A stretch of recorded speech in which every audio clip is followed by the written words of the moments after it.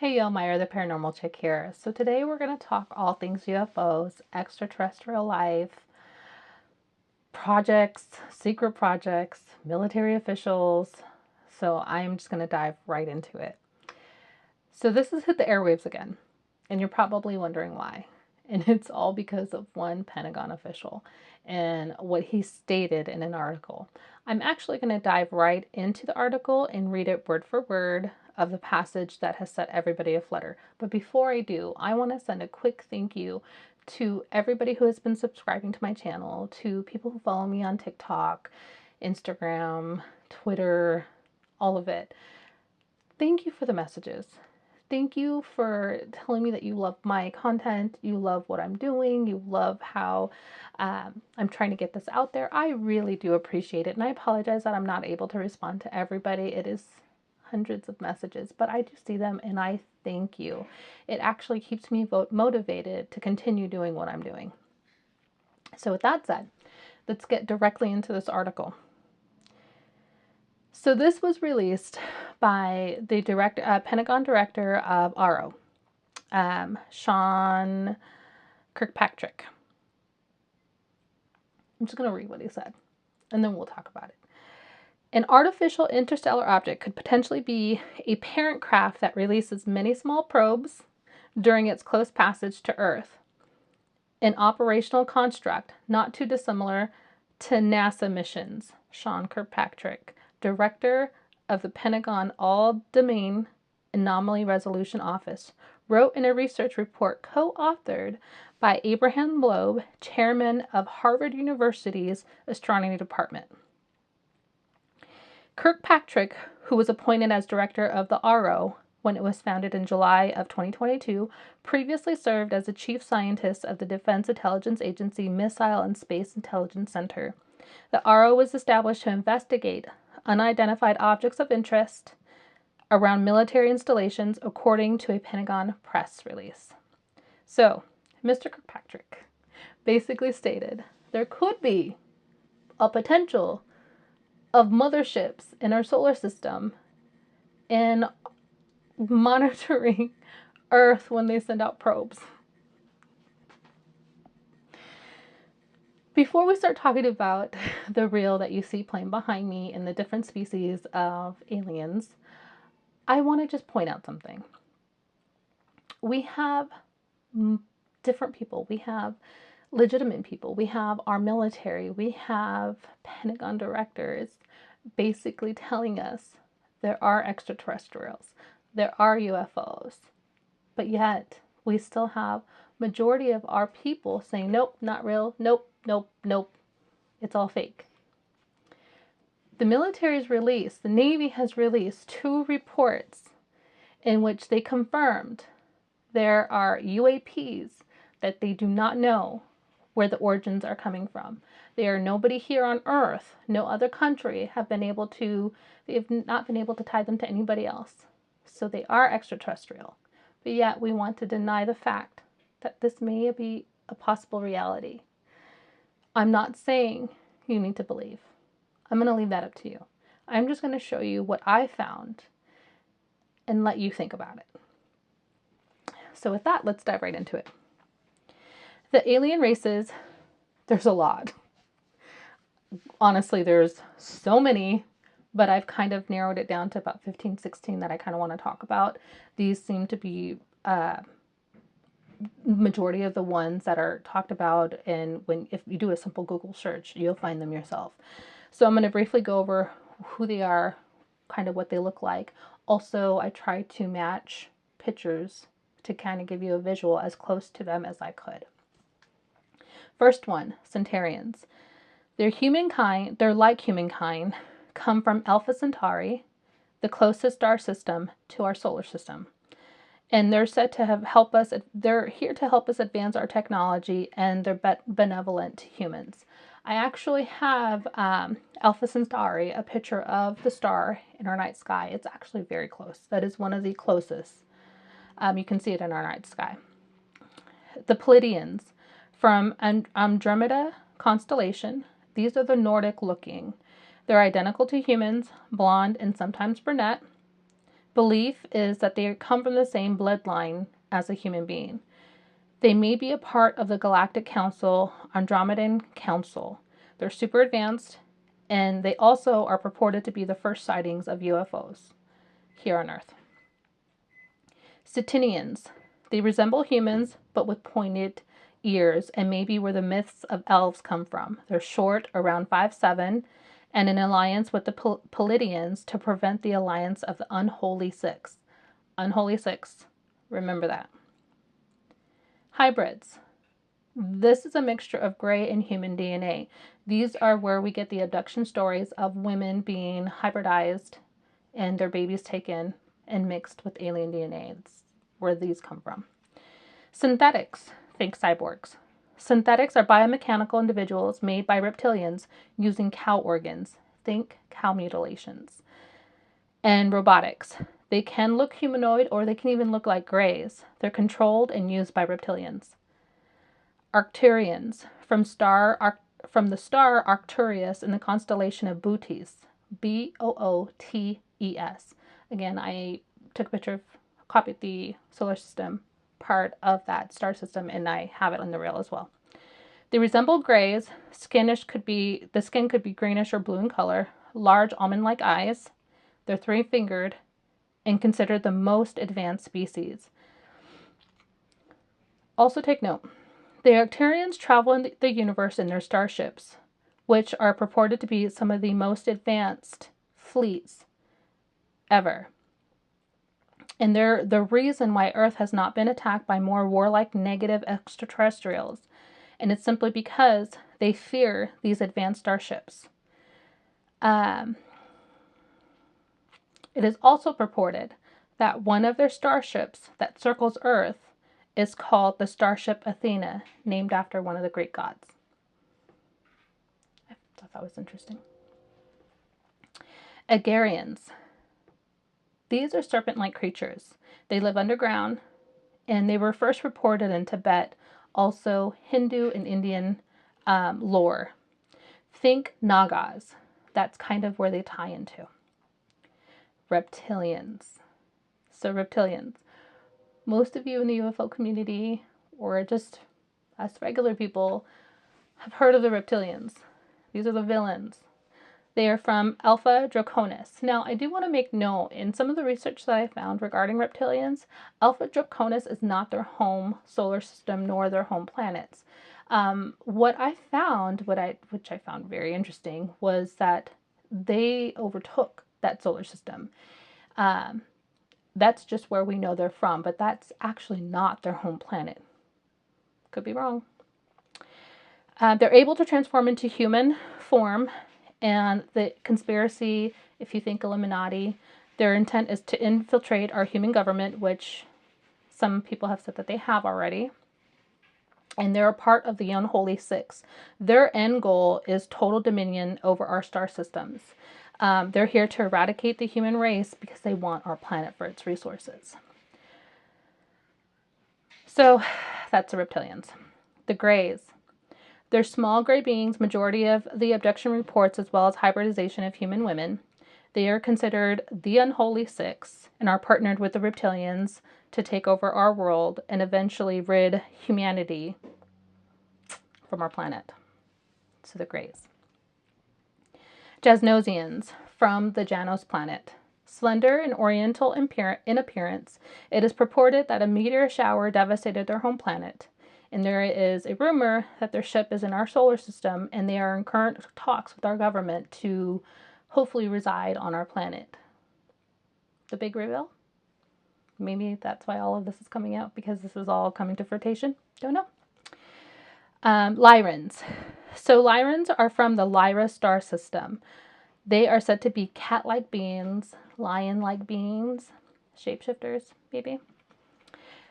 They're said to be humanity's galactic cousins. Human planet was devastated by internal conflict.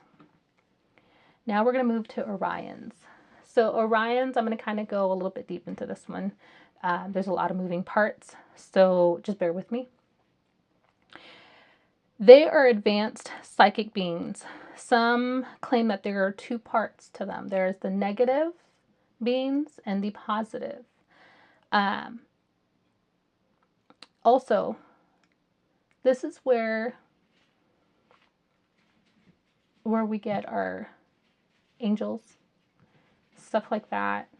A lot of the Orion and Orion star system ties into the Bible and the Revelation stories and the archangels, and a lot of it does. So I'm not going to go through it all because we could talk for hours and hours and hours.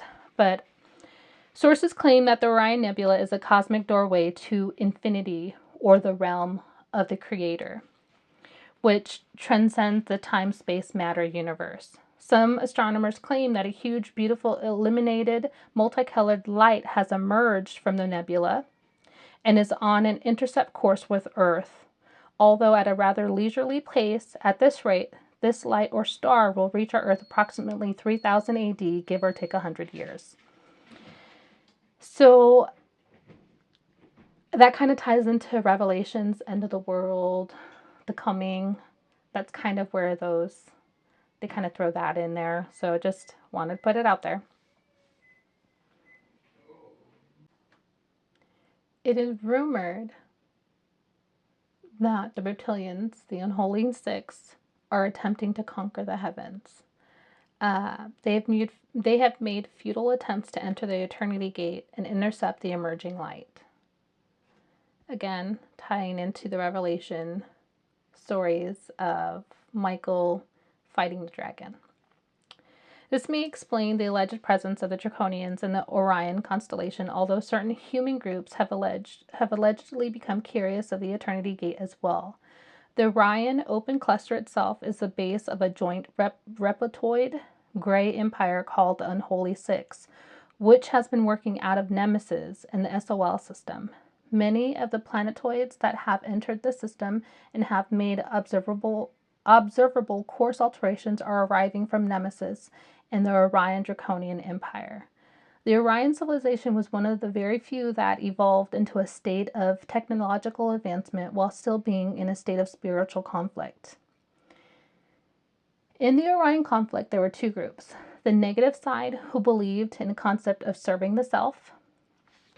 They believed if they served their self, the whole would be served. This translates into seeking domination over others. The more positive spiritual side held the idea of being of service to others. Does this sound familiar? It should. It is the same exact conflict that occurred in Atlantis between the sons of Belial and the law of one. It is the same exact conflict that occurs in our present world today. Do you serve self or ego, or do you serve God? The Orion conflict played out for eons of time in a most destructive and disturbing manner. There were three groups that formed. These three groups were the dominators, the victims, the resistance. The dominators were the Orion Empire. The Black League was the resistance, the evil domination of the Empire. Does this sound familiar? Because it really should. The movie Star Wars was actually based on this Orion conflict. The Empire attempted to dominate mentally, emotionally, technologically, and even devised ways to control using the psychic arts for an evil purpose. There was apparently a great spiritual avatar that came forward and awakened the Orion people to the law of love and forgiveness. This I can't talk. This felicitated, there we go, the beginning of a mass awakening for the civilization. There are parts of the Orion system that now have awakened and parts that are still trying to dominate. One of those still trying to dominate in the Orion system is the reptilian race. The positive Orions that are visiting the Earth are contributing their advanced mental power for the development of smoothly running system of organization on Earth. These Orions vibrate and resonate to the color yellow and beam this frequency to Earth for the purpose of stabilizing the intuitive powers within the human consciousness. The Ashtar Command serves, in a certain sense, as heaven's policeman. And there are actually 6 planets in the Orion system, and a group called the Diros from Orion inner space that have had to be completely corned off, so beware of anything to do with the Orion Nebula. Star Wars. So many questions. After I kind of read through that makes you wonder, where did George Lucas really get his stories from? Where did he get his inspiration from? Was he directed to write that movie, to write those series of movies? Was he directed to start, maybe plant the seed of a whole solar system of beings and species out there, to start the awakening within humankind? I don't know. So moving on, the Sirens, maybe from Sirius, and the potential builder of the pyramids and other monuments. They gave Egyptians much of their astronomical and medical knowledge, and are said to have waged war with the unholy six. The next one, dwarves. Small, petite, interdimensional beings who do not appear human and have been seen in our cave systems. It's not much about them. The Procinians. From the Procinian star raising in Canis Minoris, human-like spiritual beings benevolent to the humankind. Rumor is the U.S. is uninterested in negotiating with them, as they are unwilling to share their advanced technology. Probably for good reason. Lastly, the Anakim. They're giant-like beings over 9 to 10 feet tall, and these are the ones that are linked to the creation of the Nephilim. So could they be the Fallen? What we know as the Fallen that mated with human women and created the Nephilim? Maybe. So those are the races that I've came across that I did a quick deep dive into. There are lots out there. Do your research. Take a look and see what you find. Let me know. I'm going to move on to 2 major projects that were formed by our U.S. government. One, you guys are, everybody's. If not, you can research this one as well, but pretty much everybody knows about it. Project Blue Book. It was started by the Air Force in 1952. Their whole point in creating Project Blue Book was to debunk UFOs and extraterrestrial life. Spearheaded by it, something like that, was Dr. Alan J. Heinrich, who spearheaded the project. There we go. It's a lot of talking, y'all. Eventually, he actually became a firm believer. And there's a little note that I'm going to mention at the very end of this video. The next one is Project Serpo. SERPO. It's a secret human exchange project that stemmed originally from the first Roswell crash, UFO landing.